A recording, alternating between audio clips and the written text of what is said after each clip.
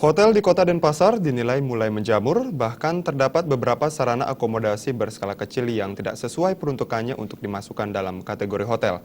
Hal ini sangat disayangkan anggota Komisi 4 DPRD Bali Gusti Putu Budiarte.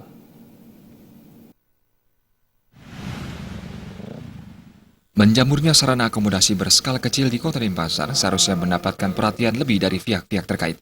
Jumlah hotel di Kota Denpasar lebih dari cukup, dan bahkan beberapa di antara sarana akomodasi yang berdiri tidak sesuai dengan klasifikasi hotel. Sarana akomodasi tersebut lebih pantas disebut homestay atau rumah kos.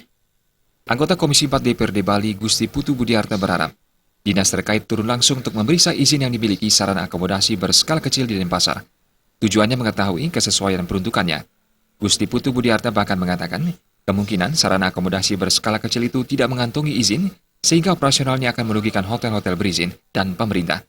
Menjamurnya sarana akomodasi berskala kecil ini juga sering disewa untuk waktu pendek atau short time untuk aktivitas negatif sehingga membawa dampak negatif.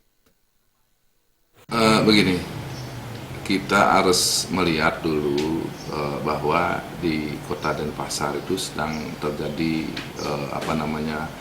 pertumbuhan tingkat